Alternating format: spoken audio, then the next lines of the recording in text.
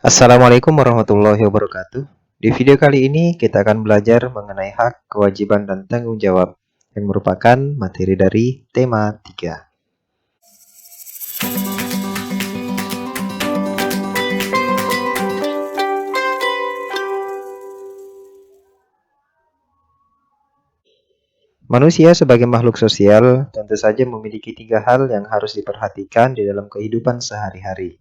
Yang pertama adalah hak, kemudian yang kedua kewajiban, dan yang terakhir adalah tanggung jawab. Kita mulai dari hak. Hak adalah sesuatu yang harus kita miliki atau kita dapatkan dari orang lain. Kemudian kewajiban adalah sesuatu yang harus kita laksanakan atau kita berikan kepada orang lain. Lalu tanggung jawab adalah melaksanakan tugas dengan baik dan tidak teledor. Untuk lebih mudah memahami, saya ilustrasikan dengan menggunakan gambar sebagai berikut. Saya memiliki gambar seorang anak, kemudian gambar seorang ayah atau orang tuanya. Hubungan hak, kewajiban, dan tanggung jawab antara anak dengan orang tua bisa digambarkan sebagai berikut.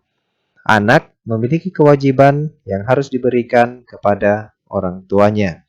Juga, anak memiliki hak yang harus diterima dari orang tuanya.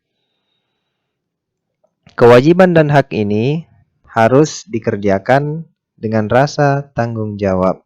Tanggung jawab adalah ikatan yang mengikat antara kewajiban dan hak agar bisa terlaksana secara baik dan terlaksana sesuai dengan harapannya.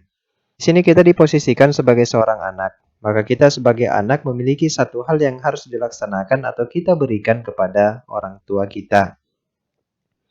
Dengan adanya kita melaksanakan kewajiban tersebut, dengan bertanggung jawab, maka kita juga berhak memiliki sesuatu yang harus kita terima dari orang tua tersebut. Itulah yang namanya kewajiban, hak, dan juga tanggung jawab. Kita akan bahas satu persatu dari hak dan kewajiban, mulai dari hak kewajiban kita di rumah. Hak kita di rumah sebagai seorang anak antara lain adalah mendapatkan makan dan minum, mendapatkan perlindungan dan keamanan, mendapatkan bimbingan saat belajar, mendapatkan kesejahteraan hidup.